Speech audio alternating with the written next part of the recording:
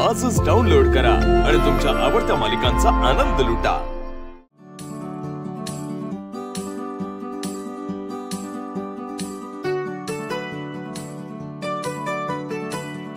Go by, काय सुरेख सजवलीस ग खोली, तेही इथे असलेल्या गोष्टींमध्येच। तुला माहितीये, कालपर्यंत या खोलीकडे कोणी बघतही नव्हतं, पण आज मात्र कायापालट केलायस तू सगळा। जादू आहे तुझ्या हातात। हे तुझा नवरा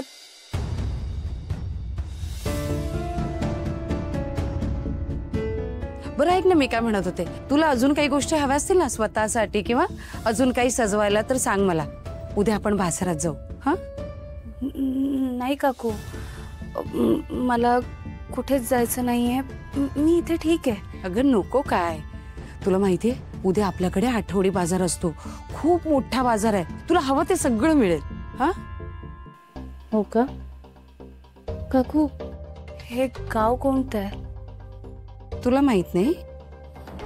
नाही, म्हणजे मी गाडीतून येत असताना माझा डोळा लागला होता, त्यामुळे लक्ष नव्हतं।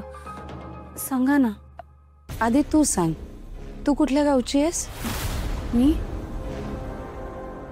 मी मी म्हणजे काकू, माझं प्रॉपर असं कुठलं गाव नाहीये।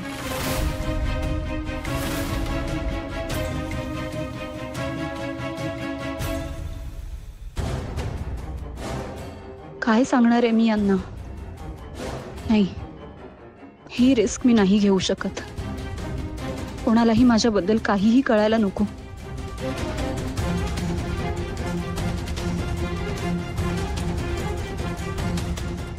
हे बघ, तू आत्ता मला म्हणालीस तुला काही नकोय आणि इथला दिवा गेला, ते काही नाही। इथं जे काही थोडंफार काम असेल ना ते मी करून घेते। हा, आणि तुला काही लागणार असेल तर मला सांगायचंस, आणि खायला ठेवले ते खाऊन घ्या। आणि हो, हे तुझं हक्काचं घर असल्यासारखं वागायचं, समजलं?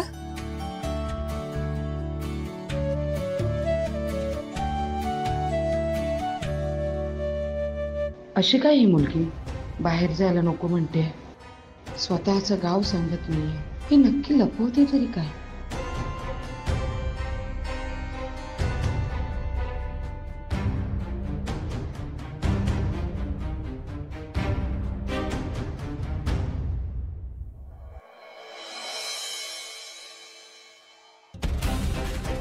दादा तो आमच्या चाळीतलाच आहे, आम्हाला म्हणला का व्यंकीला कामाला लावतो आणि जेलमध्ये टाकलो, फासवलं होतं ना। काय रे, घरातल्या घरात फोन करून बोलवलंस? झोपमोड झाली ना माझी। वात आलो सुद्धा आई उठलीच ना पप्पा। पण काय झालंय का? अहो पप्पा, मोठा प्रॉब्लेम झालाय। इनामदार केस मध्ये आपण ज्या माणसाला हात टाकलाय ना, तो व्यंकी आहे। काय? हो हो हो, व्यंकी म्हणजे आपला भावनाचा मोठा भाऊ व्यंकी आहे। व्यंकी? हो पप्पा, हळू। त्या व्यंकीची बायको आली तर आपल्या घरी सिद्धूकडून मदत घ्यायला।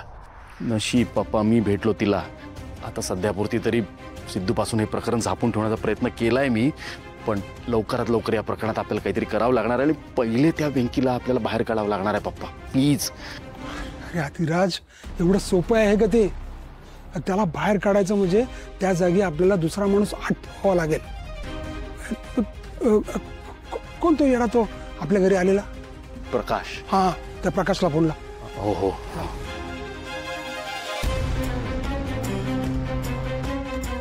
आपण ज्या व्यक्तीस कॉल करीत आहात तो व्यक्ती उत्तर देत नाही। उचलत नाहीये पप्पा तो। नालायक कुठला! लवकरात लवकर या प्रकरणाचा आपल्याला सोक्षमोक्ष लावायला लागेल। हे प्रकरण ना नको तेवढं लांबत चाललंय। हे जर आपल्या गळ्याशी आलं ना तर आमची आमदारकीच केली समजा।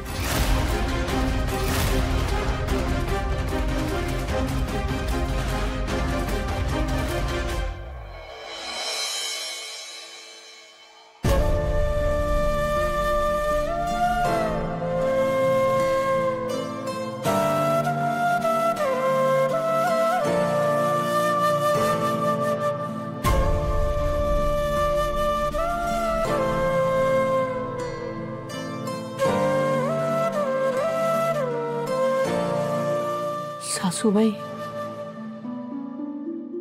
अघटित घडलं हो. आपल्या घराला दृष्ट लागली.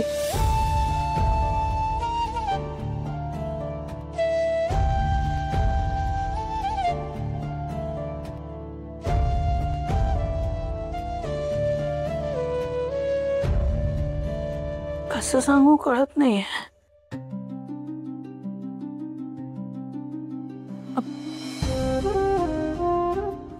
आपली जानू आहे ना,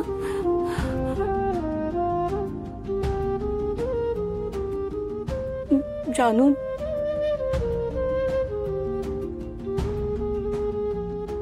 जानू जानू देवाघरी गेली. आपली जानू या जगात नाही आता. विश्वास बसत नाही ना. असं का घडलं असेल सासूबाई? माझ्या पोरीला अशी दृष्ट का लागली?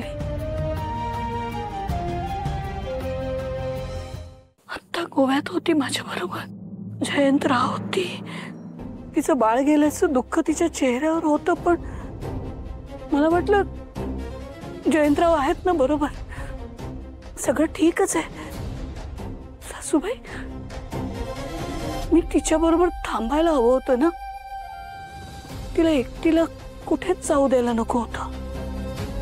हो, माझ्यामुळे झालं काय?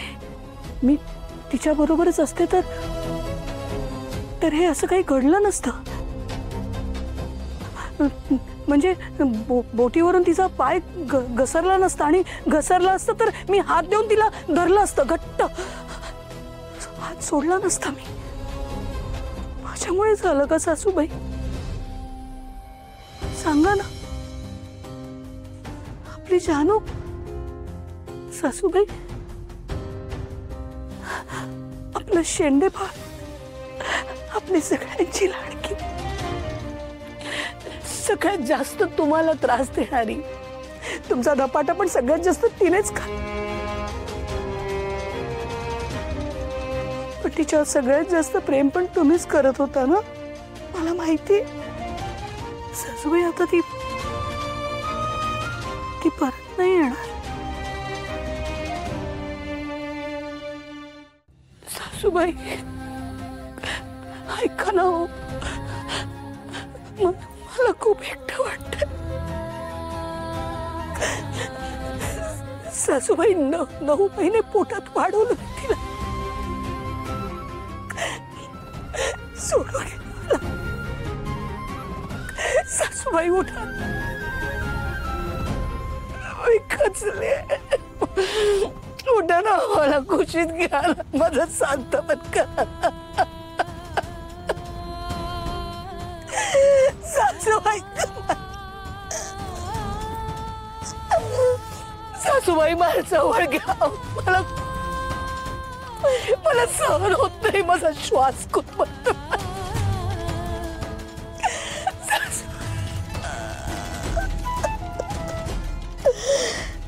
सासूबाई, मला जवळ घ्या. मला खुशीत घ्या. मला खूप एकटं वाटतंय. माझी जानू गेली. सासूबाई, आपली जानू गेली. नंतर एक पोरगी आली, एकदम धीट, आणि ती व्यक्ती म्हणजे अहिल्या वेसकर.